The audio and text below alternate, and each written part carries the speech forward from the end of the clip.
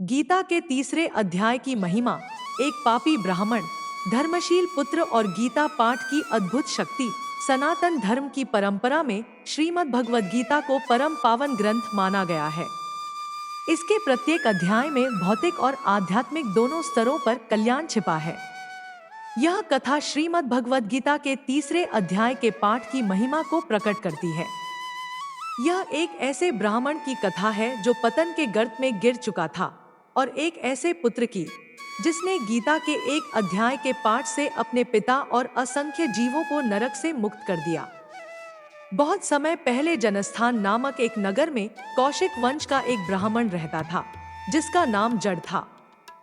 जन्म से ब्राह्मण होने के बावजूद उसके कर्म उसके कुल के विपरीत थे।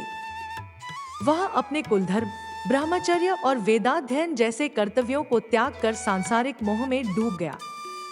प्रारंभ में वह व्यापार की ओर आकृष्ट हुआ। धीरे धीरे उसका जीवन पाप कर्मों में फंस गया। शराब, जुआ, स्त्रियों में आसक्ति, जीव हत्या और शिकार, ये सब उसके रोज के कार्य हो गए। उसने अपने जीवन को भोगविलास में उलझा लिया था। जो धर्म उसका जीवन आधार होना चाहिए था, वह अब उससे कोसों दूर हो गया था। कुछ वर्षों बाद जब उसका सारा धन समाप्त हो गया, तो उसने पुनः व्यापार करने के लिए उत्तर दिशा की ओर प्रस्थान किया। यह यात्रा लंबी थी और उसके जीवन की अंतिम यात्रा सिद्ध हुई। लौटते समय एक सघन वन में एक पुराने वृक्ष के नीचे उसने विश्राम किया। उस समय रात हो चुकी थी और चारों ओर अंधकार फैल गया था। तभी कुछ डाकुओं ने उसे पकड़ लिया। उन्होंने उसे लूट लिया और क्रूरता से उसकी हत्या कर दी। उसके पापों के कारण उसे मृत्यु के बाद भयावह प्रेत योनि प्राप्त हुई। उसका शरीर नष्ट हो चुका था, पर आत्मा अब भी अंधकारमय संसार में कष्ट भोग रही थी। उधर उसका पुत्र, जो पूर्णतः धर्म में स्थित और वेदशास्त्रों का ज्ञाता था, पिता की प्रतीक्षा करता रहा। जब कई दिन बीत गए और पिता का कोई संदेश नहीं आया, तो उसे चिंता हुई। उसने संतों और ज्ञानीजनों से सलाह लेकर पिता की खोज में निकलने का निश्चय किया। वह अत्यंत श्रद्धालु और विवेकी था। मार्ग में अनेक लोगों से पूछताछ की, लेकिन कोई स्पष्ट समाचार नहीं मिला। कई दिनों की खोज के बाद एक दिन उसका सामना एक ऐसे व्यक्ति से हुआ जो कभी उसके पिता का सहयोगी रहा था। उसने उसे पिता की मृत्यु और डाकुओं के द्वारा हत्या का सारा वृत्तांत विस्तार से सुनाया। यह सुनकर पुत्र अत्यंत दुखी हुआ, परंतु शोक में डूबने के बजाय उसने आत्मकल्याण के मार्ग पर बढ़ने का निर्णय लिया।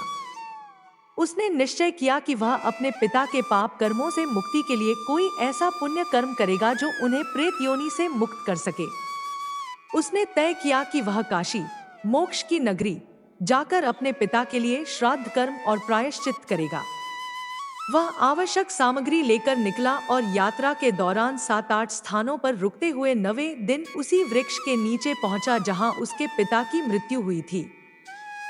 वहां पहुंचकर उसने संध्योपासना की और श्रीमद् भगवद गीता के तीसरे अध्याय का श्रद्धा पूर्वक पाठ आरंभ किया। जैसे ही गीता पाठ पूर्ण हुआ, एक अलौकिक चमत्कार घटित हुआ। आकाश से तेजस्वी आवाज गूंजी। उसने ऊपर देखा तो वहां एक अद्भुत विमान आकाश से उतर रहा था। उस विमान में स्वर्णिम रथ, छोटे छोटे घंटों की मधुर ध्वनि और दिव्य प्रकाश की वर्षा हो रही थी।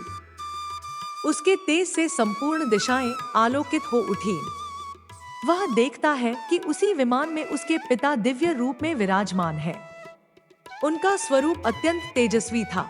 शरीर पर पीतांबर की आभा और चेहरे पर संतोष व प्रसन्नता। मुनि जन उनके चारों ओर स्तुति कर रहे थे। उन्हें इस दिव्य रूप में देखकर पुत्र ने भाव विभोर होकर प्रणाम किया। उसके पिता बोले, बेटा, तुम्हारे द्वारा किए गए गीता के तीसरे अध्याय के पाठ ने मुझे मेरे पापों के बंधन से मुक्त कर दिया। अब मैं प्रेत योनि से मुक्त होकर विष्णुधाम जा रहा हूँ। पुत्र ने कृतज्ञता से पूछा, तात, कृपया मुझे कोई और ऐसा कार्य बताएं जिससे मैं अपने पूर्वजों और अन्य पापबद्ध जीवों का भी कल्याण कर सकूं। पिता बोले, मेरे ही जैसे कर्म मेरे भाई और अन्य कुलजनों ने भी किए थे। वे सब अभी भी नरक में यातना भोग रहे हैं। तुम जिस साधन से मुझे उद्धार कर सके, उसी से उनका भी कल्याण कर सकते हो। गीता के इस अध्याय का पाठ कर उसके पुण्य का संकल्प कर उन सभी को अर्पित कर दो। पुत्र ने विनम्रता से वचन दिया। तात, यह मेरा सौभाग्य होगा। मैं समस्त नारकीय जीवों के कल्याण हेतु यह कार्य करूंगा। पिता ने आशीर्वाद देते हुए कहा, एवंस्तु पुत्र, तुम्हारा कल्याण हो। इतना कहकर वे उस दिव्य विमान में बैठकर विष्णु धाम को प्रस्थान कर गए। पुत्र अब अपने नगर लौट आया और भगवान श्री कृष्ण के मंदिर में नियमित रूप से गीता के 3 अध्याय का पाठ करने लगा। उसने संकल्प किया कि वह इस पाठ का समस्त पुण्य नरक में कष्ट भोग रहे जीवों को अर्पित करता है।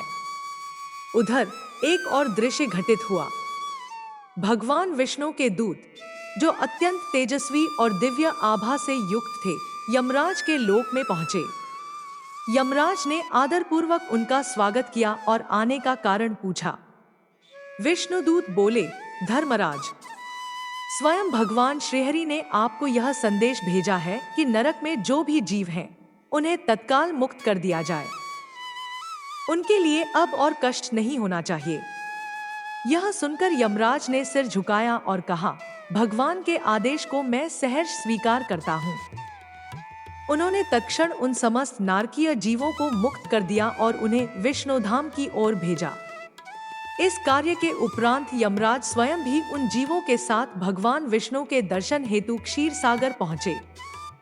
वहां उन्होंने श्रीहरि को नीलकमल के समान श्यामवर्ण में शेषनाग की शैया पर विराजमान देखा। उनके तेज से चारों ओर उजाला फैल रहा था। भगवती लक्ष्मी प्रेम से उन्हें निहार रही थी। ब्रह्मा, इंद्र, ऋषि मुनि, योगीगण सभी उनकी सेवा में उपस्थित थे।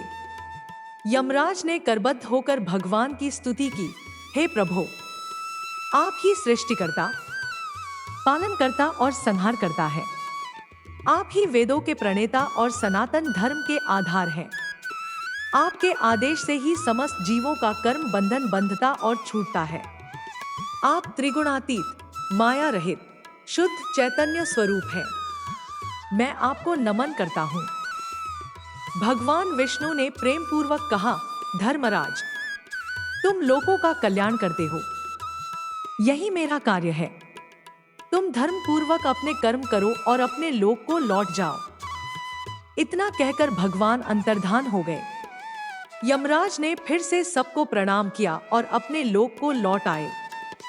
उधर वह ब्राह्मण पुत्र, जिसने केवल गीता के एक अध्याय के पाठ से न केवल अपने पितृकुल बल्कि असंख्य जीवों का उद्धार किया, अंत में स्वयं भी अपने पुण्य कर्मों के प्रभाव से दिव्य विमान द्वारा भगवान विष्णु के परमधाम को चला गया। इस कथा से यह सिद्ध होता है कि श्रीमद् भगवद गीता का एक भी अध्याय श्रद्धा, भक्ति और संकल्प के साथ पढ़ा जाए तो वह न केवल स्वयं का बल्कि अनेक पीढ़ियों का कल्याण कर सकता है। विशेष रूप से 3 अध्याय कर्मयोग केवल कर्म की महिमा नहीं बल्कि उसे भक्ति और आत्मोत्थान से जोड़ने की अद्भुत शक्ति रखता है। कथा यहाँ पर पूर्ण हुई। कथा अच्छी लगे तो लाइक और शेयर अवश्य करें व हमारे चैनल को सब्सक्राइब करना न भूलें। आपको कथा कैसी लगी कमेंट करके अवश्य बताएं। प्रभु आप पे अपनी कृपा बनाए रखे। धन्यवाद। प्रेम से बोलिए राधे कृष्ण कृष्ण कृष्ण राधे राधे, राधे श्याम श्याम श्याम राधे राधे।